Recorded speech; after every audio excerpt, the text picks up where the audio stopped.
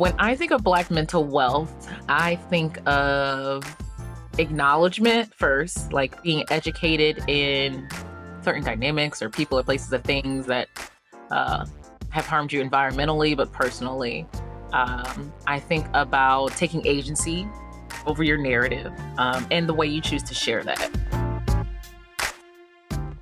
Welcome to Shaping Freedom with Lisan Basquiat, the podcast where we help you unlock your potential and redefine what it means to be free. I'm your host, Lisan Basquiat. I'm a former corporate executive, a life strategist, and the founder of Shaping Freedom. With a background spanning corporate, artistic, and personal development, I bring a unique perspective to empowering others. Listen in to discover inspiring stories and practical insights that will help you reclaim your life and rewrite your narrative. My intention is for you to gain the tools and motivation to be free in your relationships, your communities, and within yourself. This, my friends, is Shaping Freedom. Today, I have the immense pleasure of speaking with Dr. Raquel Martin. She is a licensed clinical psychologist, a professor at Tennessee State University, a podcast host, and a self-identified liberation psychologist. Dr. Martin's work extends far beyond academia. Her powerful and open belief in the power of Black mental wealth naturally draws people to her unparalleled work. What I appreciate most about her is her authenticity and her passion. She's created a true movement and has a no-holds-barred way of contributing to the discourse around mental health within the Black community. In this episode, Dr. Martin guides us through imposter syndrome. We talked about relationship values and identifying and establishing boundaries. We also talked about what it means to be culturally appropriating versus appreciating, and the vital need for diverse representation in media.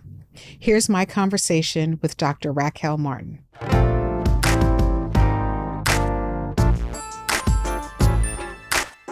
I've been following you for quite some time, and you always have just a word, just an incredible word that seems to hit at the right moment. And what I really appreciate about you as a teacher is the fact that you just give it to people real. Oh yeah, thank you. I always appreciate when individuals appreciate the content. Unless I'm doing something very specific like a skit, most of the time, whether it's from students or during sessions with my patients, or honestly doing a literature review, I just look at something and I'm like, huh, that's interesting. I wonder if other people have this information in their head, or if it's possible to just like hit record very quickly. I don't think about it as much as honestly just you've been when you're in so many realms doing it. Like I see patients every week. I teach 4 classes. I am conducting research. I think a lot of us aren't aware of the wealth of knowledge that we have, and when social media is done right, the people that it can reach. Because I will always reach way more people on an Instagram video or a LinkedIn video or a TikTok video, surpassing my caseload that I deal with every week or the number of students I see. So I think more people should use social media as effectively, because therapy shouldn't be a privilege. It very much is, but I don't feel as though therapy is the only way for you to heal. I think if you take an appropriate education from credentialed individuals who also make some sense, because just because you're credentialed doesn't mean you make some sense. And it's in a way that centers your narrative, you can make a lot of progress. And I think a lot of times with mental health, it's not focused on Black individuals. It's typically more general. And I don't find that to be really helpful. I think there's a difference between depression and depression as a result of racial battle fatigue. There's a difference between anxiety and PTSD, or anxiety and PTSD as a result of the rampant police brutality.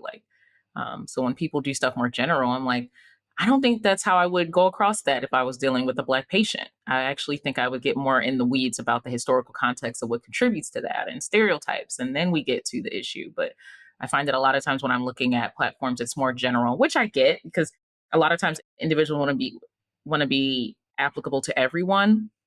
But I always state my goal is not to be applicable to everyone. My goal is to center the Black experience with my content, with my platform, with everything. And that's not going to help everybody, but it is going to help my main population of interest, which is people of African descent. So I think that's where people have difficulty specializing. I don't have a goal of reaching everyone. I have a great resource list so that if you have any specifics, I can refer you out. But this is a place where we center the Black voice, and that's okay. That is what resonates with so many of us who follow you. I mean, I know even the way that you broke down recently in a skit, imposter syndrome. Oh, with a whiteboard. Yeah, with the whiteboard and the two characters that were both you, and I really appreciated that because it was a different way of looking at something because and it really was about. Actually, why don't you share just if you remember? I'm sure you remember just a little bit about your take on imposter syndrome. Well, so I think in therapy sometimes a lot of people get fixated on what I identify as branch work instead of root work. And it's the aspect of I believe imposter syndrome exists.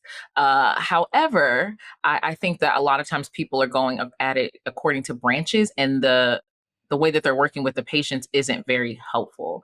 Like if the branch is imposter syndrome, but you identify symptoms of, I would ask questions about how often do you feel like you do not have the expertise? Have you noticed a difference in the environments? Have you notice a difference in the times of day? How often does it happen? And then if I look at an environmental difference, for example, I had a patient who went from an HBCU to a PWI for med school, and then all of a sudden they didn't feel qualified to do anything. And I was like, that's interesting because just looking at what you've shared, you seem like quite a powerhouse. What do you see as the difference? And when there's the notable difference in your environment and the demographics of individuals around you, and you feel more tokenized and you feel like you have to portray this model minority, that's feeling like an imposter. That's feeling like your qualifications aren't worthy. But it's not solely due to what's actually internal. It has to deal with the systemic aspects of racism and oppression and that aspect of it, or attachment. Like if you are in a different environment and you may feel like you don't belong, but it could be because you have significant anxiety and your anxiety is rooted in a recent transition or in trauma. These are all going to be dealing with the same symptoms. They're all that, I don't feel like I belong. I don't feel like my qualities are appropriate. I'm constantly questioning myself. I'm worried I'm going to get found out. Like a lot of times when I'm talking about imposter syndrome, the title of my presentation is I feel like I'm in the wrong room. Like, 'cause that's what it feels like. And you'll have multiple patients, but if you're just looking at the symptoms and not the root of it, it's not going to help. If we're doing the root of imposter syndrome is based off of racism related stress or racial battle fatigue, we're going to do some aspect of historical context regarding where stereotypes come from. The fact that this is not in your head, you have overtly or covertly been told that you're not enough, and how do we deal with that? How do we incorporate some aspect of Black identity development or education? If you're doing it from the realm of anxiety or attachment, we're going to look at when it was the last time you didn't feel anxious. What do you need in that environment to feel more comfortable? Have you noticed that there are certain things within this environment that they're antithetical to what make you feel more comfortable to be confident in your abilities, right? So the symptoms are similar. The diagnosis may be similar, but your mental health is always going to be a fingerprint. And I find that when patients are coming to me, if they worked with previous individuals or if they've done some research themselves, they're focusing on the branches. And the root is still getting fed. If you are dealing with it as a result of racism related stress and you haven't been mindful of the media you take in or the messaging around you that makes you feel as though you don't belong not only in your work environment, but in this world, if you're consistently ingesting that, um, the symptoms aren't going to decrease. You also have to change your environment. If you're not you're dealing with it as a result of anxiety and you haven't acknowledged that, well, the one thing about this environment that makes me feel more of an imposter is I'm often rushed and I don't feel confident in sharing that. And I know that I have anxiety and I know that I need more time to process things. I also don't like coming into the work environment. Those things would have to change before I can even feel like welcome in my own skin. So I feel like a lot of times people are doing worksheets and looking at the symptoms, and I'm going to attack this symptom and this symptom. And it's like branch work has its role too, because a lot of times you need to just get to where you need to be, and then you can focus on, okay, well, now we can deal with attachment. Sometimes I just need to be able to get into the room. And when I get into the room, we can deal with that. But Some people need to go delve deeper in, take the slower process. So difference between, looking at solution focused therapy, and taking what I call the scenic route, which I do a lot of my content too, is like, I can tell you all about this. We are going to take the scenic route because I want you to fully embed yourself in this education. But I definitely believe it exists. I just think that individuals have a mindset. I think social media has something to do with this, but individuals have a mindset that is one size fits all. Um, and because your symptoms can be the same, your diagnosis can be the same, but your treatment plan is Black identity development and cultural events, and your treatment plan is having a conversation about working more from home, being more strict on your boundaries with deadlines, and possibly coming up with an extra strategy because this work makes you feel like an imposter, not because of your skills, but because their work ethic does not align with your values. Right. And sometimes it's both. Mm-hmm. Sometimes it's definitely both. Sometimes it's all of the things, And I think also you mentioned social media, and I think social media, again, is a reflection of how you set your world up around yourself. So if you're putting yourself in situations or following people or scrolling through scenarios that make you feel less than who you really are, then there's some responsibility and accountability that a person has to take on to ensure that they are keeping themselves in a space that feels loving and helpful and that's filling you up versus stripping you away from the person that you know that you are. Yeah, I tell a lot of people to do, I don't specifically state a detox, but uh, be a little bit more cognizant of your body and your facial expressions and things like that after being on certain content or certain pages. I used to have this one page that every time I looked at it, I would just be like frowning and be like, I just do not like this. And then I thought, like, why am I following it? Right? Like, like there's no need to follow. I would just notice that afterwards, my face just looked like my eyebrows were all the way down to my nose, and I'm like, well, then unfollow it, right? Like, you don't have to announce that you're unfollowing, because I think that's people get confused. Like, we are not in an airport. You do not need to announce your departure, honey. I didn't need to know that. That's a whole other thing. I am leaving for 2 weeks to Yeah. blah, blah, blah. Yeah. Just being like, oh, well, I used to like your content, but I decided to unfollow. Oh, okay. Thank you. I don't know what you want me to do with that, but just looking at stuff like that, I typically try to look at stuff that like brings me joy. My work, centering the Black experience and working with Black mental health and Black disparities and anti-racism, it gets pretty heavy pretty quickly. So I'm also very mindful of how much of that information I take in. I always state I'm not going to read like Stamped from the Beginning and then 1619 and then Post Traumatic Slavery Syndrome. No, I'm gonna break it up a little bit with some Nnedi Okorafor. I just got the new Ntozake Shank. Like I'm gonna break it up. So I'm also trying to be. It's not even just like the social media. It's all of this stuff you ingest. Like everything is what we're ingesting. We're taking in so many things. So like, look at your TV shows and look at even the music you listen to. I have. It's called hype music for a reason. If I'm going into some form of remediation or something like that, I am not about to be listening to DMX. I need to take a minute. Like I was just like, this is not the right playlist to discuss mindfulness. I need right. to, so right. I try to be very good at setting up my environment, but being aware. I think some people think, oh, it's just one thing, but it's everything. The music, what puts me in the right mood and the right mindset, and just looking at that with social media, because even if you're looking at certain content, you can always say not interested. I'm never going to tell you not to get on social media. I'm just going to say, just be aware of everything that you're ingesting. What you're ingesting is not just your food. It's who you're around. Do people around you align with your values? Have you even identified your values to know that this person does not align? And that's why there's conflict. Like, just slowing it down a bit. Exactly. All relationships that run into something are typically about a values misalignment. What is this world that we're creating around ourselves? And I think that that's the thing about your message that resonates so much with me, which is that we're here, as far as I know, like this is it.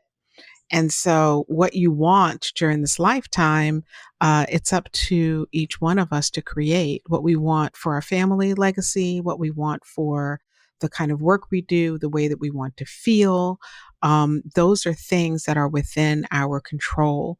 Those are things that, if we're willing to take some accountability for the ways that we are living in here, our emotional and mental health, we have an incredible amount of power and ability to live a life that's in better alignment with who we truly are.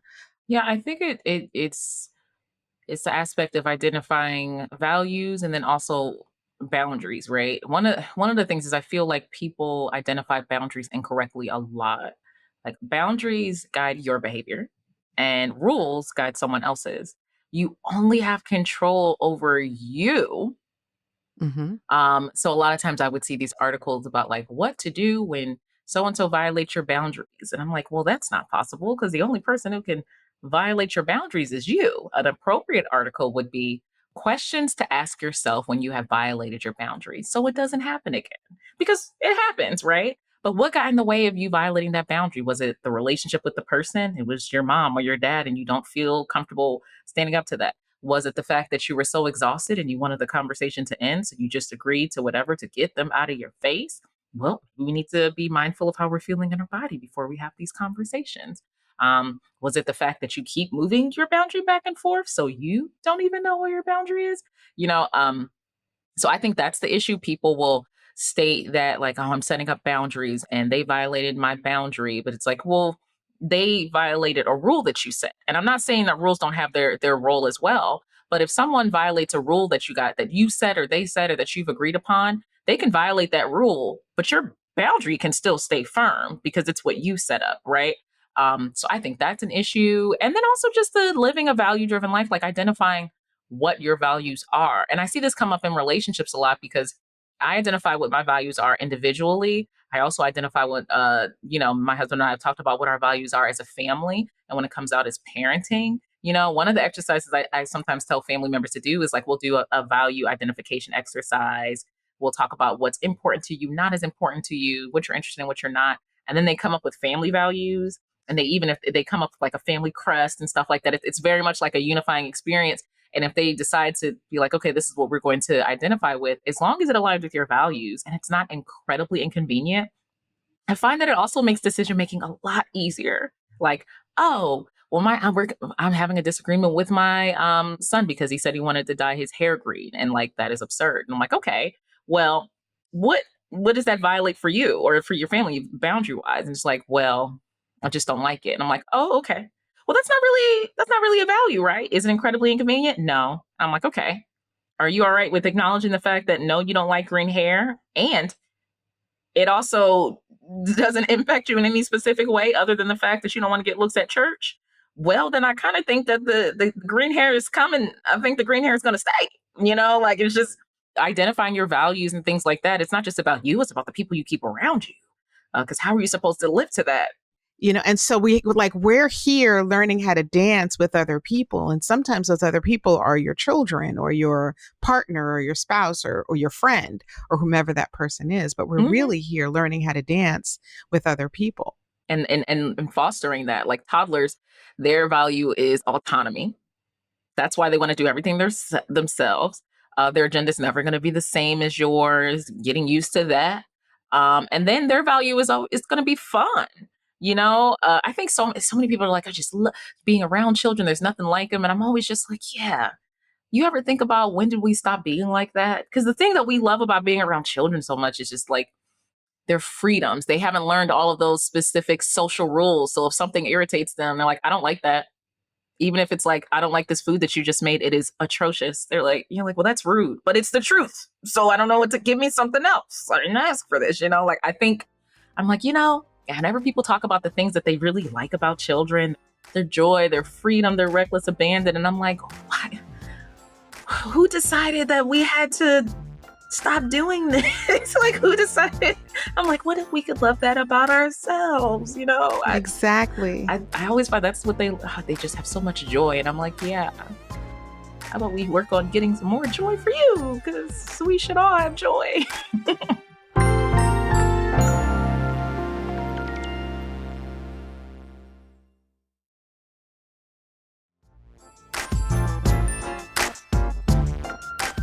Values, boundaries, and expression are three of the things that are very interesting to me and things that I talk about quite a bit. And for me, it's really all about how those things feed into the ways that we spread and share within our family legacy, like what we're passing on. So for someone who's wanting to understand what their values are, do you have a how for them? Like how does one do that? For someone who's listening, for someone who's like, I keep hearing this thing about values, but I don't really know what that means or how to identify mine. Can you do like a 3 or 5 stepper on how someone can do that? Oh yeah, definitely. So one, if you're into, I have a laminate. I don't know which one I love more now, my printer or my laminator. Because I love them. Y'all, I love y'all. They are my girls. So it depends. So if you want to get a little arty with it, there's online, if you Google like value card sort, it was this whole like document created by a psychologist. And it just has, no, I think that, I know they're a licensed mental health professional. I don't know if they're psychologists. But it has a whole list of values. And I typically go through the card sort with my patients. If they're younger kiddos, I always incorporate art. So I'm not boring them to tears. So I let them color them and then I'll laminate them. And it has things like integrity and creativity. It has things like money and accolades and wealth, stuff like that. Like just being honest about like, no, my goal is not to like work a lot. My goal is to accumulate a lot of money. And I'm going to do whatever allows me to do that, which some people may be like, oh my gosh, but some people will be like, well, that makes sense. Okay. But isn't that important? It's important to know. Because you're in a relationship with someone and your value is wealth, is financial wealth, and their value is not that. And so it's important to know who you are so that you can ensure that you create a world with people where there's some resonance with the people that are around you. That's so important. And you don't feel the need to justify it because it's like, well, why would you make this decision? It's like, well, I made this decision because it was giving me more money. And I've already talked about that's something that I'm looking for. Like I'm not going to, it also helps the person around you to be like, well, yeah, that's on brand, is it not? I mean, because that's what values are. I mean, that's on brand, is it not? Exactly. They wanted this. I'm not paying for it. They want this huge thing. I'm not doing that. So who else is going to do it, right? I typically say ask questions. I always say be the Inspector Gadget of you. I'm getting older though, because Inspector Gadget, half of these kiddos don't know who that is. People are like, what? Who's that? We have to find who the new one is. I don't know who the new one is. When I had this one patient, I was like, have you ever seen Perot? Yes. I'm like, okay, yeah. It's like Perot. I don't know who that is. Now really? I have to go figure that that's out. Old school PBS. That's old school PBS. We didn't have cable growing up. So. No. Yes. It's like, but ask questions such as, when you've had positive experiences and negative experiences, have you noticed any certain themes? I also find one of the easier ways, and it's because sometimes we think about our relationships more with others than ourselves. Are there individuals that you know, friends, family, celebrities that you admire? What is it about them that you admire? Is it about the way that they hold themselves accountable? Accountability. Is it the way that they have never really changed? Are there people that you're just like, I was cool in this person, I like this person, I don't like them anymore? Was there a violation? And what did that bring up for you? Right. I also state, like, when are you feel like most at peace or most calm? What are some times where you enjoy things? And and we'll identify themes together.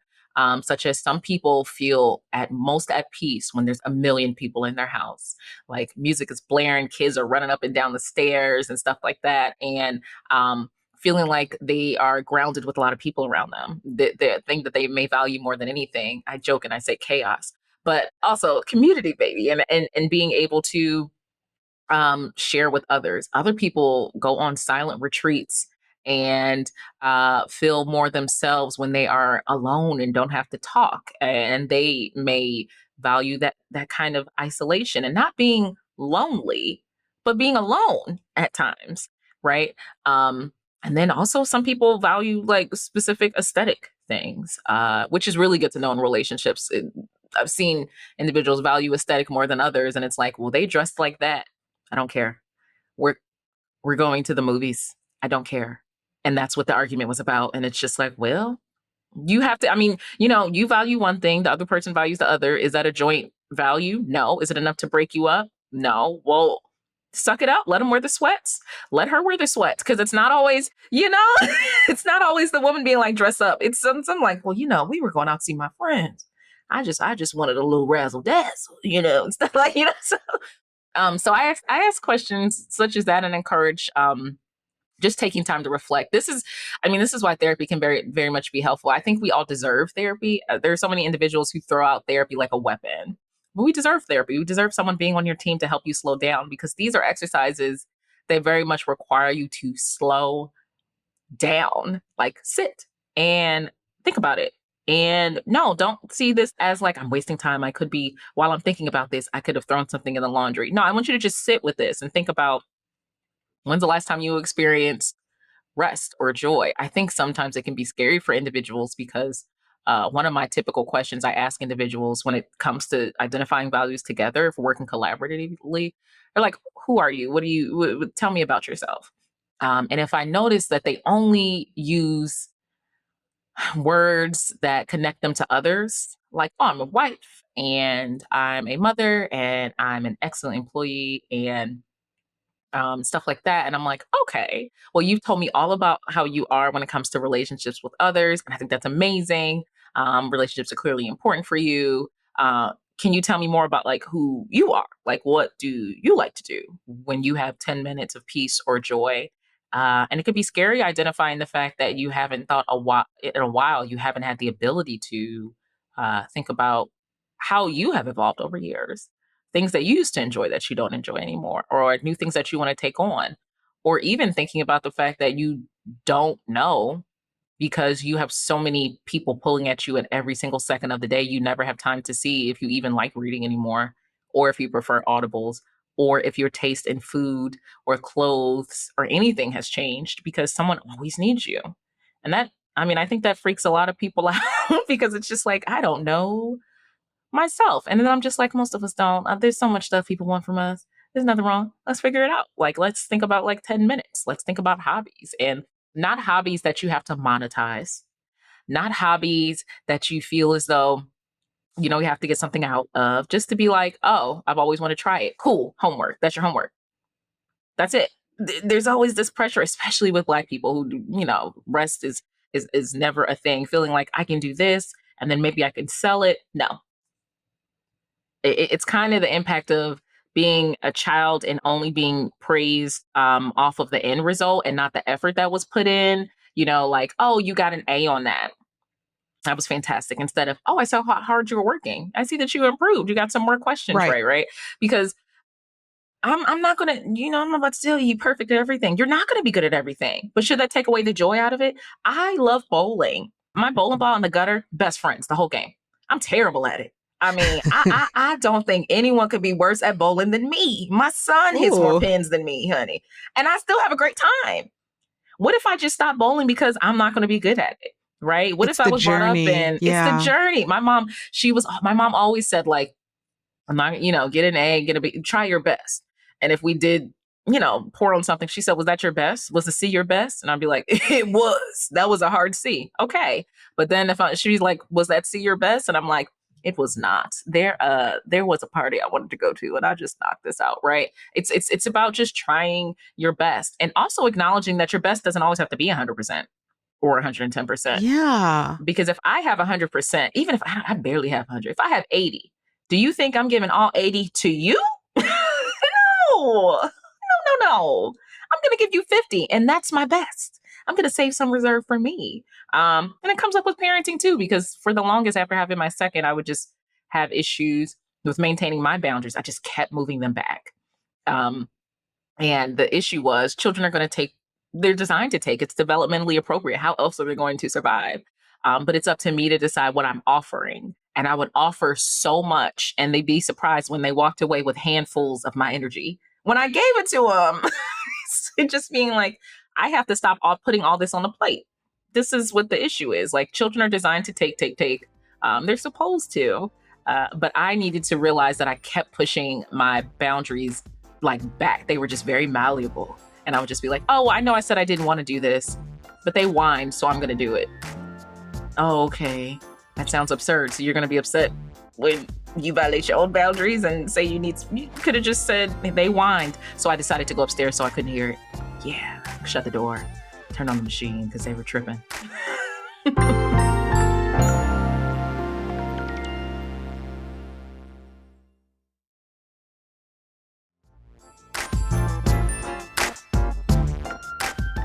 I want to know a little bit, and I know other folks do too. I want to know a little bit about you. Can I Okay. ask you a couple of questions? Yeah. Okay.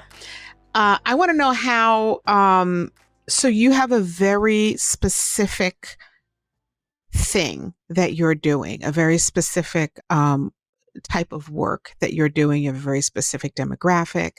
What is that about? Where did it come from? First of all, what led to you wanting to support people in through therapy? And also, why the focus on uh, race and the Black experience and Black, and then if you can weave in there what Black mental wealth means to you. That's like a loaded up question, 50 questions, but I think you got it. Oh no, that's cool. Those are my favorite ones. Yeah. I'm from Philly. I'm from North Philly. To be specific, I grew up around Black people. My family, blackity black, black, black. And I think a lot of people grow up around Black individuals and aren't always steeped in the aspect of not only Black history, but emboldening you when it comes to Black futures, providing an emphasis on intellect and knowing about your community and contributing to your community. My family, in their own ways, were always, whether overtly or covertly, talking about contributing to your community and being agents of change. I don't think there was any realm where I didn't think I was going to be doing something to contribute to my community, like the Black community. I always say I wouldn't have become a psychologist if I didn't take my first real psych class at an HBCU. I went to Fisk University, go Bulldogs, in Nashville, and it was one of the few classes that didn't bore me. The only classes that did not bore me were my Africana Studies classes and psychology. Everything else, I was like, listen, this is a waste of honey. I am bored out of my mind. All I care about is there going to be music on the yard tonight? I do not care about this. But those classes actually were interesting to me. And we in psychology, we learned we didn't really focus on like the European American men that are seen as just doing everything with psychology, like Freud and Jung. We learned about Kenneth and Mamie Phipps Clark and Dr. Robert Williams and Dr. Jawaza Kunjufu. And we learned about the integrations of policy and mental health to advocate for the Black community. We learned about how the doll study was integral in Brown versus Board of Education. We learned about how Dr. Williams' tests on intellectual IQ tests and their biases contributed to, there was this court case in the NAACP in San Francisco in the 1970s. And it talked about how they were using standardized IQ testing to put Black children in special education courses. And his research was integral and being like, so let me tell you why this isn't right, right? Like learning about the fact that psychology and mental health is not just therapy, it's advocacy, it's policy and research, and how that can contribute to my community. And I've always wanted to focus on Black people because I love Black people. He, she, they. Like that's what I've always grew up around. So it's like, well, of course, whatever I do is going to be about Black people. And I actually find that most people of African descent choose their roles, their jobs to be agents of change in their own way. I think sometimes the view on what activism is can be a little myopic. Because when I talk to my students about womanism and activism, and I'm like, tell me some music artists, and they'll be like Nina Simone, and I'm like, yep, and Megan Thee Stallion. They're like, no, that's not right. And I'm like, well, let's get to the weeds of what this actually is, because sometimes we get so bogged down on individuals that we forget about the framework that they're working in. I feel the same way about activism. If you're going to be an agent of change in your community, is that going to be being represented appropriately in your job, feeling comfortable in your job? Is that going to be, it could be working a job you don't like to be able to have enough money to donate to an organization you do enjoy. I do it through social media and with my training to make sure I'm able to pour into Black people to be a representation of what you can do through therapy, but also through just being like, you can talk it, you can be upset. This is normal. It's okay to feel like something was incorrect. It's okay to advocate for yourself. It's okay to acknowledge the fact that a lot of harm was caused in the community. Your parents tried their best and it wasn't enough. And a lot of us need to realize that that's not solely a parent issue, it's a systemic issue, and addressing your hurt with that. Um, and realizing that activism is thriving in a world that never even expected you to survive, you know? So I find that most Black people, when you get down to the weeds of their jobs, when they're trying to be seen and heard, when they feel like they have messages that need to be shared, they're trying to be agents of change for their community too. I think more people are activists than they recall. I think they're just thinking, oh, well, I didn't do sit outs, or wasn't on the bus. And I'm just like, well, that's not the only activism should be an agent of change. If you read Cicely Tyson's book in that's like the first couple of pages, she shares the fact that she's like, I never really thought I was gonna be that person who does like the rallies and the sit-ins. But what I did know was that through my craft, I was going to be an appropriate representation of the wide range of the Black community. I wasn't going to show like a monolithic experience. I was going to hone my craft and be good at my job, be an amazing representation of what Black people can be, are, and do every single day. And that's activism, right? So I just got into it to just be like, I'm gonna help Black people. Like it really just as simple as like, I get asked that all the time. Oh, what made you decide to do mental health? Oh, I wanted to help Black people. Clarity. Like clarity. I said that to my students and they chuckled. And I said, what? Did I say something weird? Because you never know with this generation. And they were like, no, I just think they're not used to that level of directness. And I'm like, oh, okay, I guess. Like, I want you to talk a little bit about the concept of Black mental wealth. What does that mean? When I think of Black mental wealth, I think of acknowledgement first, like being educated in certain dynamics or people or places or things that uh, have harmed you environmentally, but personally. I think about taking agency over your narrative, and the way you choose to share that, right? Like what feels comfortable with you. Uh, I think about cultural display rules and the fact that a lot of like the Black community has been taught, um, verbally, non-verbally, via propaganda and everything, that our emotions and feelings are never safe to express. So I think about the safety of being able to experience and share the range of emotions, being able to acknowledge like feeling sad or depressed or feeling joyful or happy and ecstatic, because it's not just what people I deem as like negative emotion, because emotions aren't good or bad. It's also like positive emotion. Sometimes it's dangerous to be like too happy. What are they so happy for? What do I need to take from them to humble them? I feel like there's this huge infatuation with humbling the Black community. Humbling the Black community, policing the Black body, coming up with think pieces just solely on the way that we decided to wear hair this day, right? So when I think of Black wealth, I also think of being yourself, but not only when it comes to acknowledging your narrative, but deciding whether or not you want to share it or gatekeep it. I'm not against gatekeeping. I feel like we have shared enough, willingly or unwillingly. Um, and then just being able to be yourself. When it comes down to it, when it comes to the adultification and dehumanization of the Black community, it steals so much from us. But one of the things it steals from us is the aspect of being free and being able to grow.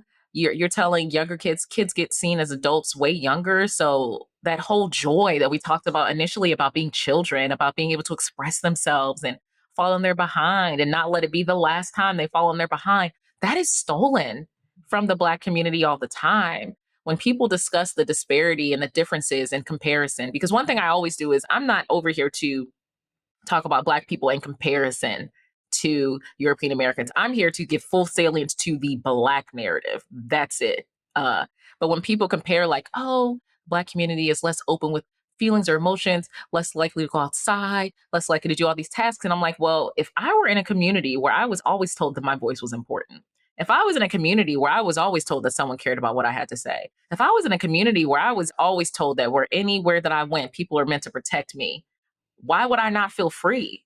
What would make me not feel free? When people come up with that about feelings, I'm just like, well, why would you feel safe in this community? Why would you think there's something wrong with feeling uncomfortable in a world that makes its way to make you feel uncomfortable? That's why I mentioned in that imposter syndrome thing, like, is it imposter syndrome? Which is understandable, or are you in an environment that is working every single day to make you feel like you don't belong? Why would you feel like you belong in an environment that does everything to make you feel like you don't? Once you understand that, you can do something about it. You can, because there's a difference between me needing to work on me and me needing to be like, it's not me, because it's the environment. So wealth is feeling like yourself, choosing how you want to share your narrative, feeling comfortable in your emotions, not feeling like they're going to be invalidated. And it's also community, because we've always had this realm of collective consciousness, because so much is important within our community because we don't get to share as much. There's this movie called Lackawanna Blues. Have you seen it? Of course I have. Yeah. Do you remember the end? This is the thing that always sticks with me. In the end, the voiceover, and he discusses, he's like, a lot of people talk about integration and assimilation as like a benefit of the Black community. But he said it, and I'm ad-libbing, like, not like about, like, I always think about what it also stole from us. Because when we only had each other, we had our own, but he's always just like, I just always think about that. And then it shoots to this image of like the area that used to be thriving when it was the only area that Black people could be in, to a scene of it looking decrepit and like broken down and stuff like that. So I always think about that in terms of that collective conscious and that community that we had, being able to decide whether or not you want to engage with others. Because always have to get the rates, but the increase in HBCU attendance, it increased like 2, 3, 4-fold. Understandably. Of course it has. Yeah, I feel like if we looked at the trajectory according to like with the Black Lives Matter movement and all that stuff, feeling comfortable stating that like we want to feel safe within our community. Want to be right? someplace where I feel safe and loved, and where my beauty is appreciated and who I am is valued. What is next for you, Dr. Martin? I don't know. It's so interesting that you mentioned the fact that like you seem very directed, like you know exactly what you're trying to do. I actually feel very scattered career-wise. I enjoy so many things that I am just like, if you mention Black people and helping them, oh, I'm there. But trying to streamline what I enjoy doing more. My overarching goal is just to try to find a way to create spaces and communities that make Black people feel safe, and also work with environments to help them do it. Like me creating a community and also doing an instructional design where I teach an entire university or school. This is what you need to do to have that support. And we know that this is what the kids need because we asked them, right? So I don't know. The podcast is coming back because I feel like that would be an amazing aspect of it. I always put out content online. I do an anti-racist and anti-oppressive consultation group with clinicians in training. So that's to help them kind of delve more into therapy, because a lot of times people think when it comes to therapy, we stop training, but we don't. Once we pass, we do individual and group supervision to discuss our cases. We are lifelong learners if you're doing it right. Like the more you learn, the more you're like, this has changed. And the more you can share. Yeah. And the more you can share and be receptive and be a conduit for your patients. And you never stop learning. But I'm looking to just get more streamlined and trying to find more ways to cultivate community for individuals of African descent, and also try to find ways to kind of spear out a little bit more. Like I've really been interested in the way that Black people are being portrayed in television. And sometimes I think that there are not enough, and clinicians, enough people in the writing room that have decided to step away from certain stereotypes, because I'll see stuff and I'm like, man, I can see the damage that this is going to do on the psyche of someone who fits this stereotype, right? So trying to find a way to cultivate community and educate others, engage more people. I have no idea. I'm gonna enjoy it, but it's tough. It's tough when it's just like anything with Black people, I'm there, and it's like, yes, but there's a lot with Black people though. So can we streamline? Absolutely not. I think that you're, from where I sit, I think you're doing an amazing job Thank to you. actually do the thing that you set out to do, which is to help Black people and to help the Black community. I think that we need more voices and faces of women who are really up for the job of helping people to see that what is happening a lot of times is in context. Yeah. And not, looking at the context of what's happening, looking at what's happening on the periphery of our experiences or our pain or anxiety or sadness or hurt, and also looking for ways to pour in more joy Yeah. into our lives on a day-to-day basis and not being completely inundated with negativity and the crappy things that are happening. I also really appreciate that you are an amazing, beautiful Black woman who shows up as who you are every day. You're not filtering it down. You're not, trying to make sure you're just showing up and sharing from your heart as the information hits you. I remember one day you were on your way down on an escalator Oh, and you had come out of a aeronautics kind of thing or conference, something. yeah. And you were like, I'm married, but y'all, let me tell you, you say you can't find Black men. Listen. Let me tell you what Black men are. So I think I just want to make sure that I don't leave or allow you to leave without letting you know how much your heart in what you're sharing is seen and appreciated. It truly, truly is, because we need it. We need to feel good. We need to know that there are sisters out there who are really true to the core of who you are and truly walk in the talk of wanting to contribute to our community in the ways that you can. So I just want to make Thank sure that you. I say that I just wanted to make sure that I said that to you Thank you. before we parted I here. genuinely think this is what I was put on this earth to do. I love every single aspect of it. And I think that's what makes it hard to streamline, because it's like, oh, I love it all. Black, he, she, they, I'm there. Like I just want, and just trying to create that community and let people know that, I think a lot of times people think social media is more aesthetic, but it's not. People just want to feel seen, and not be judged when they feel seen. I think one thing that's amazing about therapy is it really does help you, provide you with their perspective. My threshold is so high.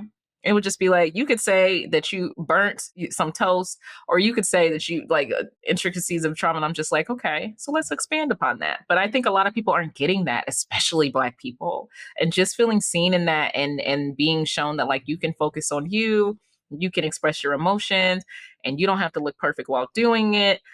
I feel like that's always going to be the goal. And I really appreciate you mentioning the fact that I think a lot of people get inundated with the historical aspect. But one thing that I've been really interested in lately is Afrofuturism, because Black people are in the future too. And it's not just enough to talk about Black history. I really hope people just think more about Black futures and how they're contributing to that. And I think that's the lighthouse that kind of drives me, like, well, okay, so how does this drive us forward? If we're talking about the historical aspect, how do we expand to drive us forward to contribute to a change in our futures? Because there's nothing wrong with looking into the historical context, but are we going to reside there, or are we going to see about how we can apply this to our future generations? Let's take that and move it forward. Move it forward. And I think some people stay there, and it's just like, right. And futures. So like that's why I love working with youth, because I'm like, they're like, you really seem like you like teaching us. I can never teach. And I was like, well, you guys have more days ahead of you than I do. And if we need to know that the world is in good hands, we kind of gotta do a smooth handoff, honey. That's why I'm teaching you. Y'all need to dismantle this system that is terribly broken. I need y'all to, I'm dependent on y'all. Do this right, or I'm gonna fail you in this class. That's right. So, That's right. Like, yeah, That's thank right. you so much. I just want to again thank you so much for showing up today, and for sharing your heart and sharing your passion and sharing your incredible information and knowledge, and also sharing with people who need to know that there are therapists out there. There are people in the mental health community who look just like you, and you are welcomed in therapy. You just have to find the person, find what resonates with you. But mental health is one of the most important things that you can give yourself and find your way into. So thank you so much, Dr. Martin, for your time. I really appreciate it. Thank you for having me and asking. Thank you.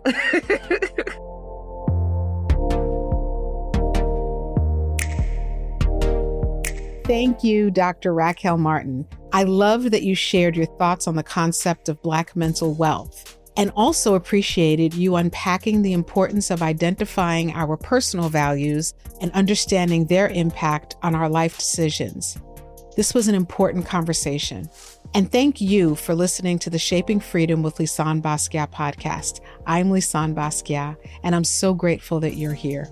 You can find more information about Dr. Raquel Martin and about the important work that she's doing in the show notes. As always, please share, like, comment, and let someone know about this podcast. Thank you so much for listening. Until next time.